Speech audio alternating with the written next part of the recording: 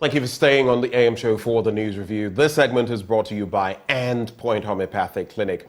And they're offering you, if you're a man, prostate screening for free. If you're a woman, fertility screening for free. Here's where you can locate them across Ghana. Here in Accra, it's Pentex opposite the Shell signboard. There's Kumasi, Kronoma Boy here behind the Angel Educational Complex. The Stakradi Anaji State Tema Community 22, Techiman Hanswa, and Esiamanzima. Their call lines 0244 867 068 or 0274 234 321. And Point Homeopathic Clinic, the end to chronic disease. Joining me for the news review this morning, he is leader of the National Liberation Congress, the NLC. Stephen Atubiga is our guest. Mr. Atubiga, a very good morning to you. Thank you for joining us on the show. Good morning, and grateful for the privilege. Right. And good morning to Mother Ghana. Good morning to the President. Good morning to all Ghanaians. I like your outfit. I'm looking at the hat, though, Yes. and it's becoming a bit of a trademark for you, isn't it? Thank you so much. You know, as you grow, everything changes. Excuse me. I'm leading a political party now, and then your appearance, wanting to lead a country, is a very serious business. Your demeanor, your approach, how you present yourself, and this is, I mean, it's always been like that for me, you know. You know, I mean, growing up mostly spending most of half of my age right now in the States, you know, I've always dressed like, I like the country lifestyle. So, and from Bindura, I'm a country boy. So it's parts and parcel of me, wearing the cowboys boots, the jeans and all that. So, I mean, it's parts and parcel of me. Some have said that the smaller political parties Yes. may band together come election 2024 because they are not viable alone. So all of them may band together. But I'm curious. You used to be a communications, member of the National Democratic Congress. Yes. What made you pull aside and set up the NLC? The NLC is a political party that is a breakaway from the NDC. It's made up of a group of people. When I mean people, cadres and grassroots people from within the NDC that we broke away and formed the NLC. And the NLC was formed based on the NDC derailing on its ideology of a socialist party. It's not doing what it's supposed. It's not taking care of the youth. It's not doing capacity building. And they've made, I mean, how can a socialist party make a filing fee to be a president for 500,000 for a filing fee? To go around and also endorse your documents, you may spend close to another 200,000 or 300,000. Besides that, I mean, with your logistics, whatever. So it means the seed of corruption has already been planted in a social democratic party. I mean, the depthness of your pocket should be determined which position you can hold in a socialist party. And that is not the foundation, that is not the ideology, that is not the idea of forming the NDC. It's for the poor. Okay, we're supposed to be doing more social intervention programs more than the capitalists, which is the MPP. But unfortunately, the MPP has been able to do more social intervention programs than the NDC we're not taking care of. And we've been talking to them closed doors, and it reached a point that we cannot be part of it. We seek permission from our late founder before he passed, and then we broke away and formed a replica of the NDC is the NLC. The same ideology, the same principle. It is that the leadership and where the NDC derailing to a capitalist, that is where we find ourselves that we have. So you think the NDC has moved from social democracy to capitalism? Gradually, yes. That is where it finds its. And that's your beef with the party? That is our beef of the party. So is the NDC corrupt? They have, at this moment, based on the decision they've taken from the filing fee to be a member of parliament, to be a president, has been the depthness of your pocket. So that makes the party corrupt? No, they've planted the seed of that corruption in the party. It means any appointee who wants to be a president, who wants to be a member of parliament, might siphon money. Because today, all the 4 or 5 million registered NDC members, if anybody could call and tell me they have 500,000 Ghana to file to be a president, they have the amount of money if they at this moment. So what does it tell you? It tells you that people will now look, okay, the grassroots, if a president gives you an opportunity to be a minister, to be a DCE, It means he has given you part of your his powers for you to take the burden off him. If you're a regional minister, it means people in the region has to be managed and taken care of you. For the president, your omission and commission, reflects back to the president. So it means it comes with its benefits that you have to take care of the grassroots. You have to support the youth. Remember, it is a party that gives birth to a government.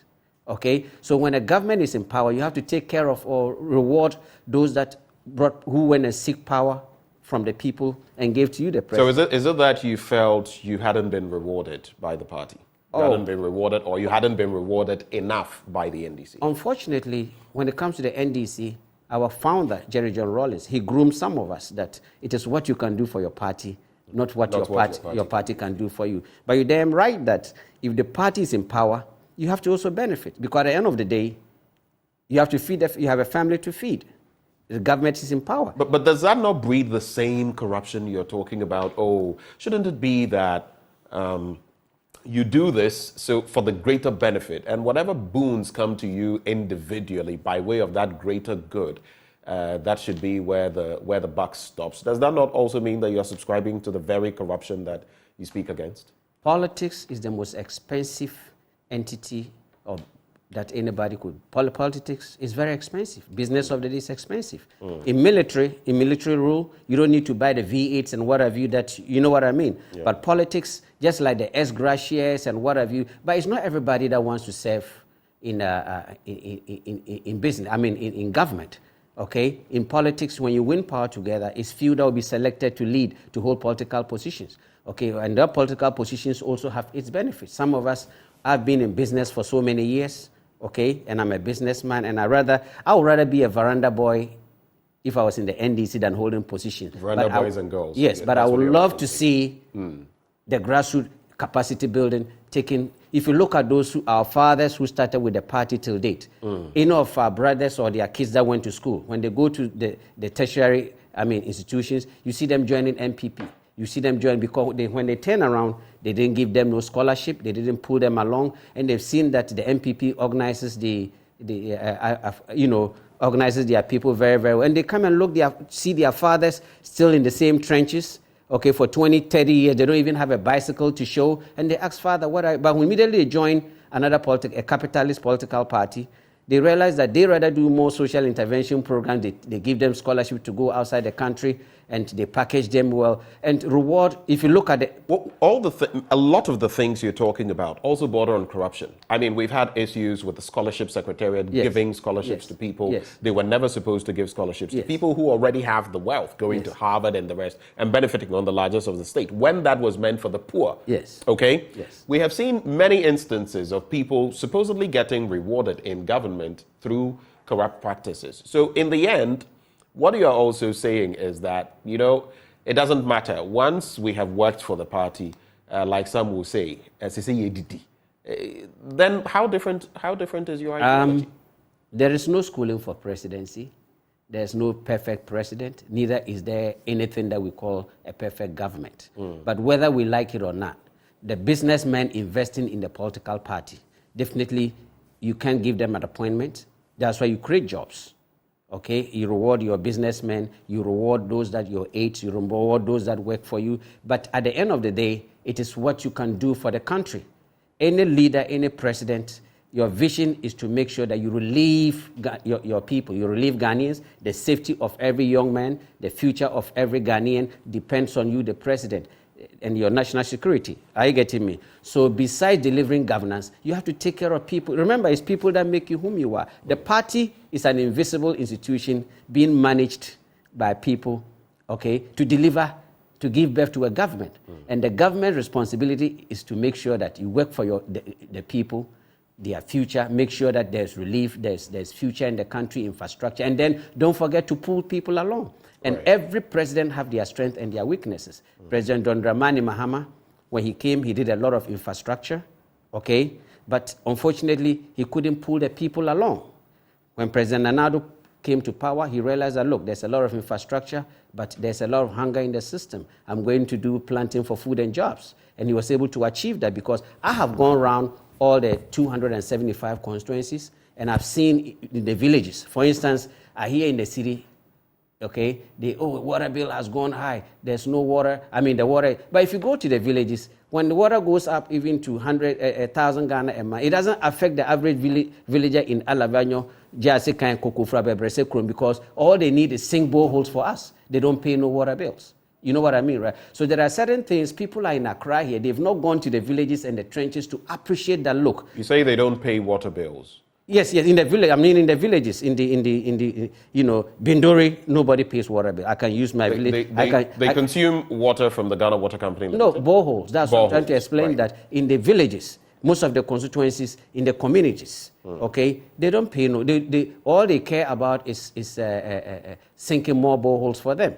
Okay, right. All they care about is even light bills. Some of them they patch them to maybe 20 Ghana. Of course, there are, as far as electricity is concerned, there are those lifeline consumers. Yes, so what I'm saying is those in this area, they want to give them relief like the fertilizers, give them what it takes for them to be able to produce. It's interesting because the very farmers and people you're talking about, sometimes even the boreholes don't serve their purpose because we just think people need boreholes. But I have a curious question for you, too, and then we'll get into the newspapers. Okay. One, you seem to tout the NPP quite a lot. Why not then join the NPP? Because you seem to suggest that they have what it takes to steer the economy around, do the things that our country needs. Why then did you form your own party and not join the NPP? The NPP is an institution when it's a political party by itself. It is not the party that you look at. You look at the individual that is leading the political party. Right. And the NLC is not formed to criticize political parties we are formed to make sure that one of our principles in our constitution is you have to give solutions to political parties that are doing well, irrespective of their political colors. You have to give constructive solutions. If you're a political party, I used to be a communicator of a political party of the I'm no more towing the route of the NDC. NLC has its own ideology. I can't join the NPP because I don't believe in their principles and their ideology. I don't believe in the direction as a capitalist. I'm a socialist, trained socialist, lived socialist, exemplary of a socialist person. But that doesn't mean that they are a bad political party. They are capitalists. That is why when they take over power, they create more jobs. They do capacity building, they create factories, they do all the big things. You know what I mean? So, and every leader is different. President Nanado has his strength and his weakness. NDC have his strength and its weakness. But where we find ourselves today, Northerners should be very grateful. Northerners should thank Ghanaians this season for giving us the opportunity to lead this country. It's left onto President John Dramani Mahama. It's left onto former President John Dramani Mahama, Vice President Mahmoud Bawumia, to prove to Ghanaians that Northerners, we can lead this country. Right. Not because we've always been running mates. And this opportunity... Well, we can go back to the era of Liman and say that at least we've had one of such extraction. But this would be the first time in the Fourth But let me explain something. A situation. Me as a Northerner, knowing that the opportunity given to us to lead this country should not be taken for granted. Me as a Northerner, the failure and success of Dr. Mahmoud Bawumia and John Dramani Mahama reflects to any Northerner, irrespective of your political colors, you wanting to be president. When I wanted to lead the NDC, the reason why I stepped down and joined John Dramani Mahama's team and supported him was I went to certain places. They told me, everything. John Dramani Mahama was like a yardstick for some of us anywhere we went. So we realized, okay, in that case, let's sacrifice ourselves and make sure that his success and his failure will reflect on me sitting here today. Right. So as President Dr. Mahmoud Bawumia, in the first time in the history of this country, the MPP has been able to give the less privileged, which is a Northerner, to lead the party. They've made history. So he has to make sure that he has to nail it and prove to them that, yes, the next generation of any Northerner should have the right to use him as a yardstick. You have a benchmark so far. You've seen, and there's talk about the vice president's posts between 2013 and 2017. Yes. On social media, which can no longer be found. But you have a precedent. He has been in power for the last 7 years as vice president. Yes. Have you seen glimmers of such such actions moving forward? And you may tie to that, you, as someone who wants to become president, Yes. leader of the land, Yes. what would you do differently from the MPP and the NDC? In 1 minute, just summarize so we can get every running mate is there to take the weaknesses or to balance the equation for the president. Okay, and every running mate brings a speciality. Example, Dr. Bawumia, based on the number of votes in the MPP that my big brother Ken got, Dr. Bawumia has only 35%. The running mate that he'll be choosing will be from the Ashanti region. Are you getting me? Will give him the percentage that he needs. You say that as a fact, almost as though a fact, you knew what would happen. Why? Are you privy to some information? As a politician, as somebody, a seasoned politician who knows the ground, who can sit down and know that the direction this party is taking. Are you getting me? For instance, people say, oh, the MPP hasn't done anything. The MPP, I say, well, really? In this our country, political parties win power not based on their performance, their bad performance or good performance. It is the structure of the party that wins. Unfortunately, in our country here, the strength of your political party that determines your victory, not what you've because if that is the case, President John Dramani Mahama shouldn't have lost 2016 because he had. If today he's blessed that he has risen the bar so high that it takes a lot of president for you to do a lot to be able to. Are you getting me? His good work that he did that is giving him that opportunity right now. Are you getting me? But as a former member, I was thinking that okay, he has reached a stage that since it's a yardstick, he should have taken a backbench. Are you getting me? Then groom others and put. Today the NDC has no. If you ask anybody, John Dramani, it means they didn't groom anybody. It means that, and that is very dangerous for a political party. Right. And I think that what I would do different if I'm NDC or MPP, choosing my candidate, my running mate should be strategic, okay? And at the same time, in politics, 1 + 1 is never 2.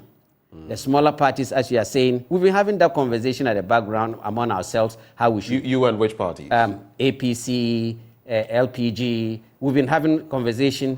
How about even our first meeting? Yes. Are they all involved? They were involved in our first meeting, but unfortunately, they are not founders of their political parties. Right. They vote them to, But Akpastara, Ivan Greenstreet. Yes, right. They were all part of the conversation. Okay, to come together. You bring your political party and come, and maybe I may go in as a chairman. Hassan Ayaraga may come in as a general secretary, and together we'll come together and then form an alliance and then choose. Is that likely what will happen in Well, there's a conversation going. All right. So at the northern sector too, as a northerner, there's a conversation also going on among stakeholders because right now the two big political parties, we have northerners leading them. So it's about what that northerner can do in terms of also projecting the northern sector. We are tired of just choosing a leader that represents based on because he's a northerner. Right. Today, the dynamics has changed, irrespective of our religious background, irrespective. We are having a conversation at the background that who can nail it when we decide to say, okay, let us rally behind that fellow in the interest of also giving us, we northerners, bringing us up. So it's also a conversation that we've in. So there's a lot of dynamics play. This election is going to be a different ball game altogether. All right, let's see how 2024 pans out. Let's get into the papers now. Yes. I just had to situate the conversation from there. It would have been remiss of me to actually miss out on some of that. The Daily Graphic Business Access Bank SME. Entrepreneurs urged to reduce costs to survive. Parliament approves 2024 budget. We all saw the wrangling, the back and forth. At some point, it would have come to this, but the NDC has said that moving forward, the specificity, right, the little details, the nitty-gritty, that's where they're going to be challenging every time, depending on some of those. For example, they've spoken about the tax waivers being granted to what they call some MPP members, and that if some of those are not taken out, they're going to go letter by letter, policy by policy, and actually the MPP would require all its numbers, the full complement of its numbers in Parliament to be able to get all of these through. Then there's Nanabuama Ayirepe, is Kwewu Nkwetia chief, National House of Chiefs affirms. Point lights, lasers disrupt flights. That's according to the Ghana Civil Aviation Authority. Now, lithium deal. This is one of the things I'm going to be talking about today in my blunt thoughts when I speak on lithium, electricity, and illegal mining, the state of affairs. But that is for after sports. Now, Lithium deal best. Unprecedented 10% royalties, 19% state participation, lands minister assures. Well, that's not what a lot of the CSOs are saying. And of course, even a former Chief Justice, Sophia Kufu, to whom the lands minister made a bit of an address, an aside, if you like, telling her that maybe she doesn't know enough about the deal and that he wouldn't want to delve into or, my apologies, get into insults on that matter. But per that story, the Minister of Lands and Natural Resources, Samuel Abujinapo, has maintained that the license granted Barari DV Limited, a subsidiary of Atlantic Lithium Limited, for the mining of lithium at Ewoya in the central region is in the best interest of the country. Contrary to suggestions by some civil society organizations and groups that the first mining lease has little value for the country, the minister said the deal was, quote, one of the best in the world. He says this lease delivers from all, so it differs from all previous mining leases in many respects. It is the first time in the history of our country that we have successfully negotiated for 10% royalties for any mineral, which is one of the highest for exploitation of any mineral across the globe, he said. But even in our backyard, right here in Africa, we know what some other countries are getting. Stay with me, because later today, I'll expose a lot on this lithium bit when I share my blunt thoughts. But coming to you, so there's this lithium thing and everything that is happening in there. Like I said, I will not give you all the scoop, but during my blunt thoughts, you can follow. I'll be sharing some interesting details from there about whether this deal was signed, this deal was not signed, where it is, and all of that. Then Parliament approves 2024 budget. You've seen the back and forth. Yeah. And I would like to tie to that the ally on importation, you get it, and what the IMF is saying now, that I don't know whether you followed, but the IMF is basically telling us you can't do that. So that leaves that bill in some sort of limbo. Any quick thoughts on these? When it comes to the lithium, it's something that Ghana, we should applaud ourselves or be grateful for having such mineral in our country. And I think the 10% for us is too small. I mean, looking at other countries that have sacked the France, the France countries, the Francophone countries were milking the other countries that is a military. You're talking of Niger. Yes. If you look at the deal that they are cutting now, I think Ghana, we can take a cue from that. From there and do better. To me, irrespective for whether 10% is really too small. And at the same time, if we are taunting or we think we want made in Ghana, okay, the government can also empower a Ghanaian company, okay, and then there's a 50-50, because if one district, one factory thing that this government is wishing, this lithium, this thing can also be a factory that the nation has an interest, a certain percentage stake in it. The importation of the logistics or equipment to run such can be tax-free, brought in, even in the form. You see, when we talk about loan or bilateral trade or even this, settings can even be done to relieve. You have 35 million Ghanaians. You have less than 1 million people on government payroll. What happens to the 25? Let's assume 10 million are even children. So you must run this country like a business entity. And running this country like a business entity is also pulling the people along. For instance, I think government should cut the budget. Government should not give any ministry budget anymore. They should cut it, and then every ministry should be run. There's a commercial sector or section at every ministry. Then government will only be building chronic, like the health sector. Okay, dialysis should be free in our country. Any chronic disease should be free in our country. It's interesting you mentioned that, because the Ghanaian Times has an interesting story. Kolebu, needy dialysis patients get over 500,000 Ghana cedis support from Jospong Group. A lot of them, if you look at the cost of going for dialysis 3 times or at least 2 times a week, it is crazy in this economy. Yes, where we find ourselves at Ghana, where we are today with all these minerals, what have you, every district can even have a dialysis center for free. What does it take? Is it buying the equipment, employing people to run it? Is it the structure? Or Ghanaians will not go and donate blood? Are you getting me? It's government taking a decision and saying that, look, this is the direction we want. When it comes to the health... But when it comes to dialysis, you mentioned donation of blood. You know, it's way past that. It's about equipment. It's about That's what I'm saying. All of this. Yes. I don't know, the point about donating blood, I didn't get. All you need is, look, dialysis, besides the machine that you need, okay, you need a blood bank. Yes. Okay, you said the equipment. Okay, and then employing the doctors or the people. It's also an okay, so that's the aspect you're yes, that's and then every district can have it for free. Where we are today with this modern technology, with all that, I don't think dialysis. This should be a thing of the past. What I'm trying to say is that if we cancel the budget, trust me, this country can do better. Look at Singapore. Cancel the budget. Yes, no more budget for except the health sector and education sector that you can, and also encourage the private sector. But what I'm saying is that if you look at Singapore, with a population less than 10 million, they have 365 banks.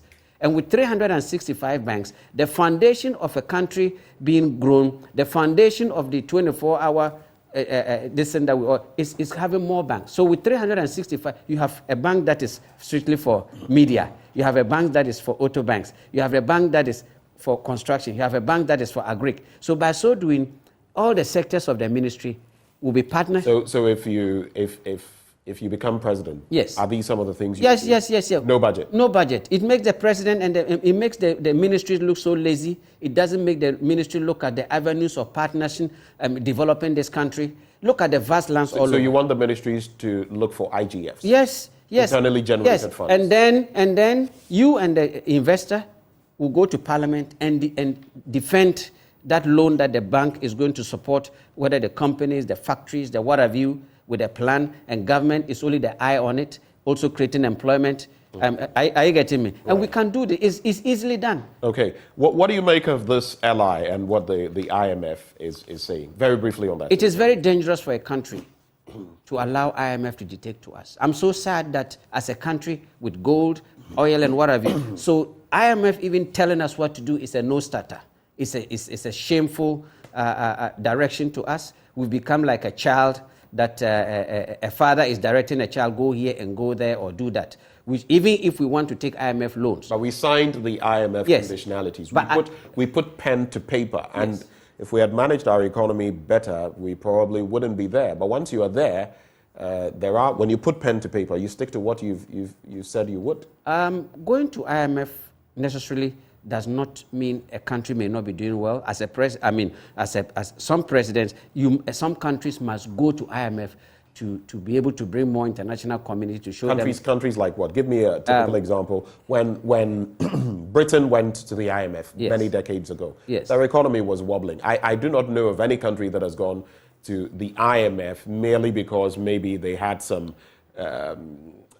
peculiar situations that would not. All of them go to the IMF because they are on the ropes. Going to the IMF is not a fanfare. No. They go to the IMF because they are on the ropes. Look at Africa. Which of these countries has gone to the IMF for whatever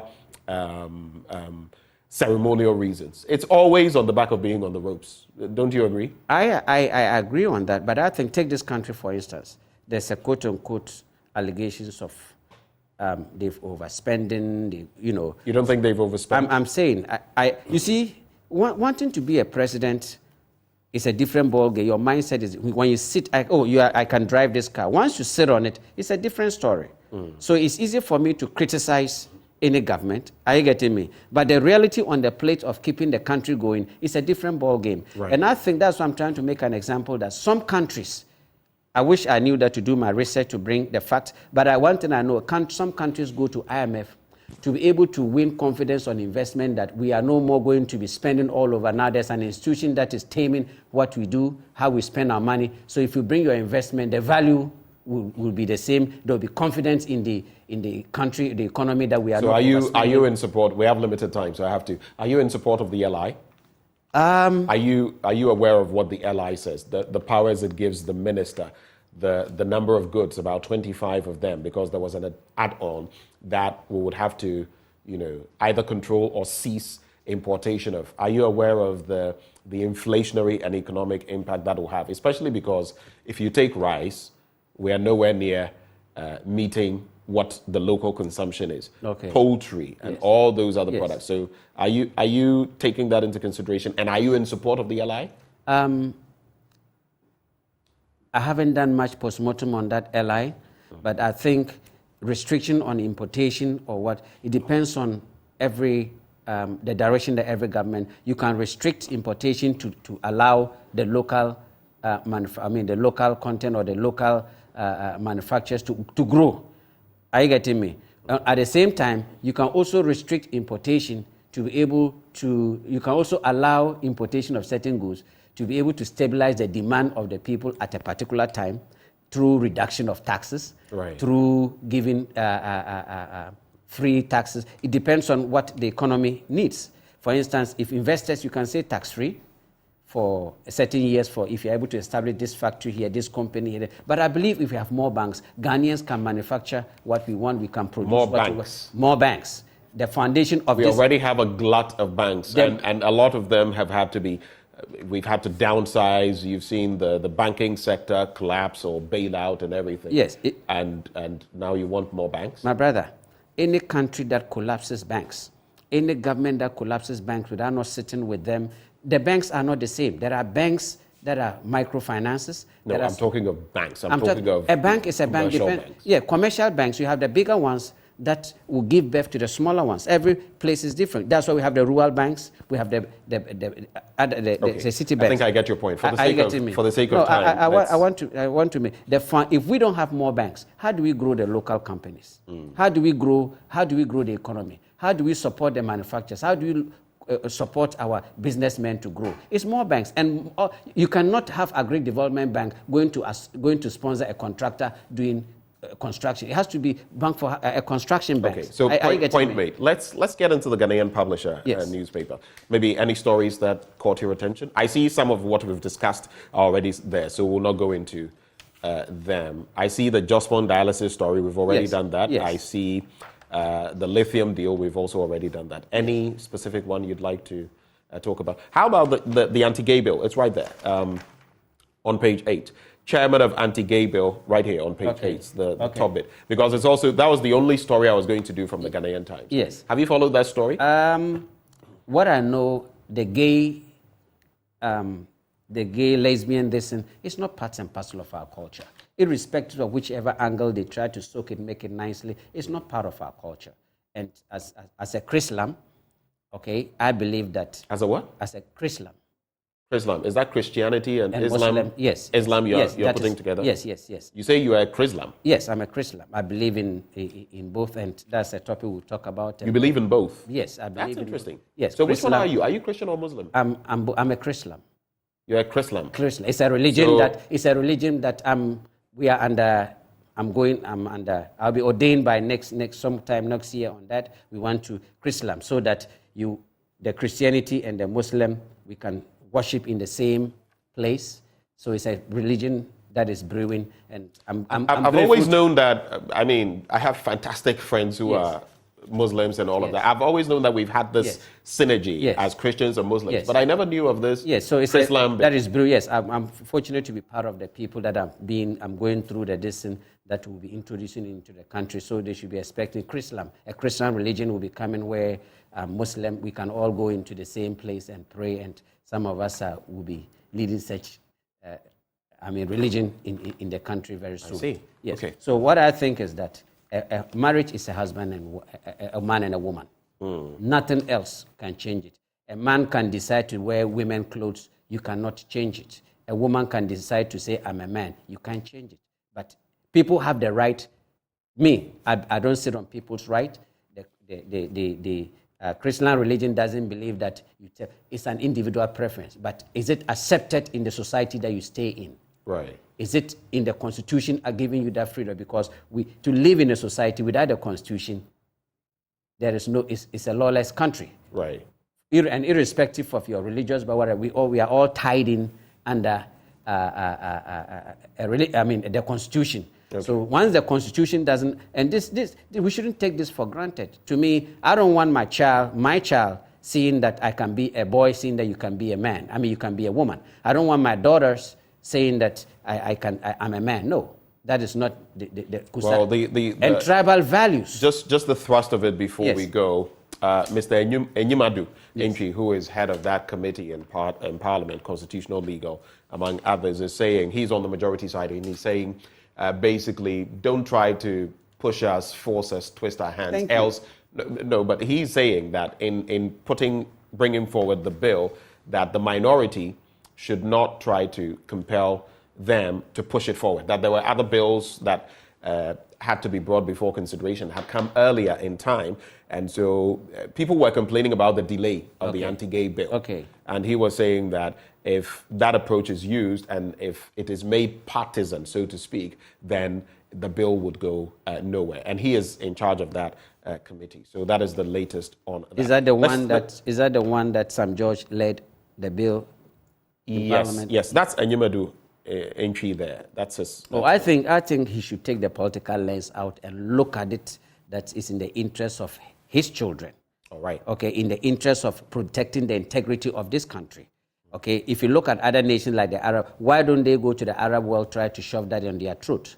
And I applaud former President Atamils, who stood his ground and said, look, you can keep your money if that is the route. And as a matter of fact, Senior, if we are able to manage this country very well and put good structures in place, all this Western, this in pushing on us, okay, would hurt us. Today, wedding was a part of our culture. Even today, our marriage is the dowry and the schnapps and whatever that you give to the family. That's the marriage itself. The weddings, the whatever, all the flashy cars, it is for show. But the foundation of every marriage is the drinks you give to the family, the dowries that you pay. That is the foundation. Okay. And culturally, that supersedes what goes into the amount. You can spend billions of dollars to go to do your wedding. I'm just saying, marriage is a husband and wife, a man and a woman. Case closed. All right. Thank you very much for joining us. This is where we're going to have to sew it up on the back of time. The Daily Guide newspaper also captures the same stories we've looked at over the last few days and today. Sacked Jasikan judge sues CJ and Judicial Council, Jinapo and the Barari deal, the budgets, and then the suspension of the importation bill. Those are the stories. Do stay with me because I'll be sharing with you right after sports, lithium, electricity, and illegal mining, the state of affairs. Are we finished? Yes, we are done. Okay, before we go, any final yes, comment? there's something It has to be very brief. Very brief. As I was going around I just finished touring most of the constituencies. If you go to Tano North, okay, Madam Frida Prempe, the MP over there, my brother, you should see the project she has done. Okay, I mean, I'm saying that it has become personal to me because she's a lady, looking at the projects that this woman has done for her constituency, and I think that we should applaud. And I'm not surprised she's been made a minister for, I think, the sanitation, right? Right. Yes. Yes. And when we go to the communities, as we are seeking people we get to hear what is happening. She has done so much. I'm taking her from water. Thank you, to Stephen. Roads to what have you. And I think we should. The people should retain her. Stephen Atubiga is a leader of the National Liberation Congress, and he joined us for the news review. Do remember, right before we get into sports, the segment is always brought to you by Endpoint Homeopathic Clinic. Now, here's what they're offering you. If you're a man, prostate screening for free. If you're a woman, fertility screening for free. Here's where you can locate them across the country. There's Accra Spentex opposite the Shell signboard, Kumasi, Kronoma here behind the Angel Educational Complex, the Stakrade Energy Estate, Tema Community 22, Techiman Hanswa, and the Siaman Zima. Their call lines 0244 867 068 or 0274 234 321. Endpoint Homeopathic Clinic, the end to chronic disease. We have sporting action coming your way up next.